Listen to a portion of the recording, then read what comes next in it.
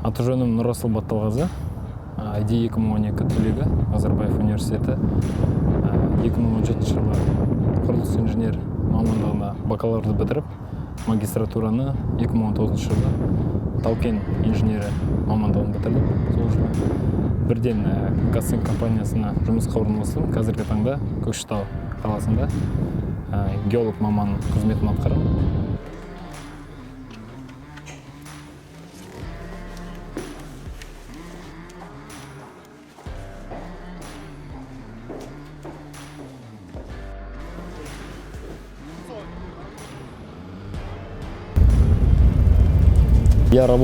На данный момент я работаю геологом по моделированию в Алтын-Тау-Көкшетау. Это один из активов компании Казцинк. Когда на работу устроился, первым делом, первую неделю я проходил по технике безопасности все лекции по всем инстанциям. После 3 недель я начал работать сразу с геотехником-консультантом, который приехал с Австралии.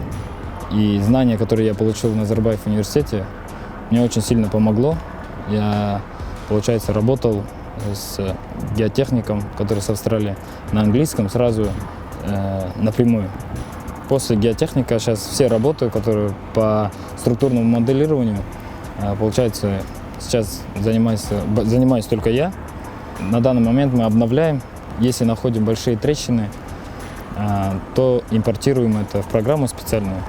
Zero-Vision называется. И оттуда выводим разломы, трещины. Мы определяем классификацию, где находится бедная руда, богатая руда, средняя руда.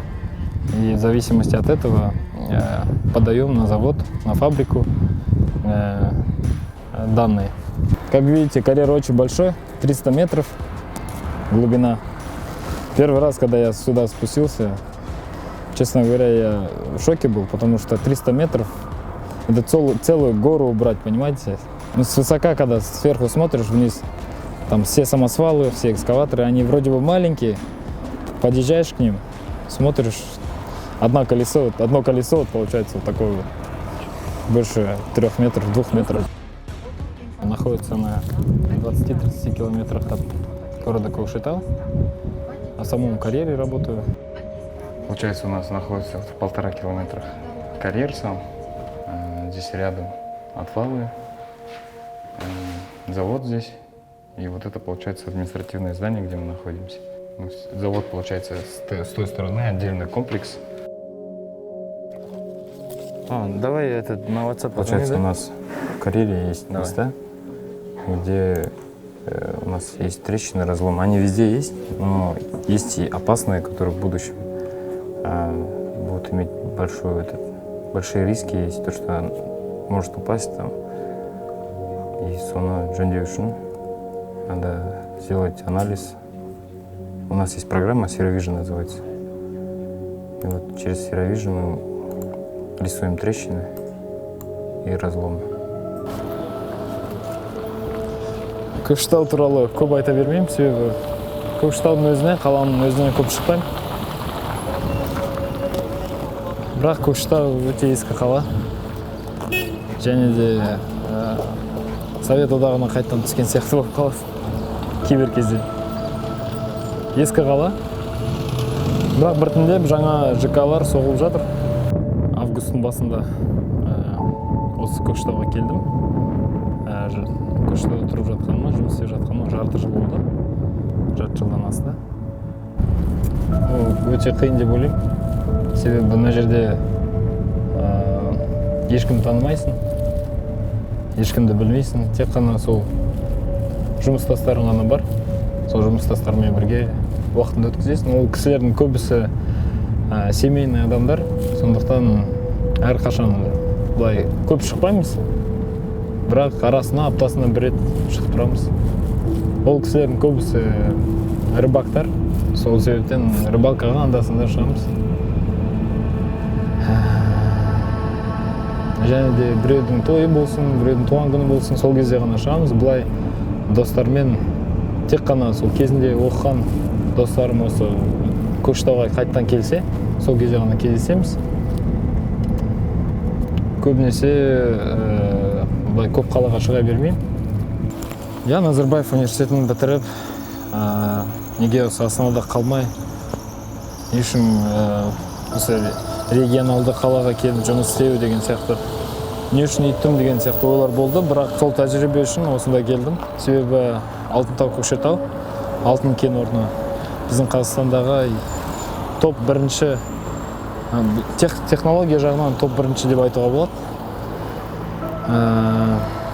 Сол үшін келдім. Себебі білдім докторантураға түсетінімді, және жарты жыл мен үшін қатты үлкен уақыт деп ойламадым. Сол үшін келдім, тәжірибе үшін келдім. Вот сегодня, получается, последний день в карьере. Послезавтра я увольняюсь. Увольняюсь, потому что я хочу продолжить свое обучение именно по геостатистике, по геологии. Поступил на докторантуру в университет Квинсленда, Брисбен, Австралия. Мүмкін докторантураны бітіріп, әлемдік тәжірибе алғаннан кейін, мүмкін Астананың өзінде, немесе Алматының өзінде жұмыс істейтін шығармын. Ол туралы әлі қатты терең ойланған да жоқпын. Бірақ ең бастысы білім жинау керек деп түсіндім. Сол үшін шетелге кетіп бара жатырмын.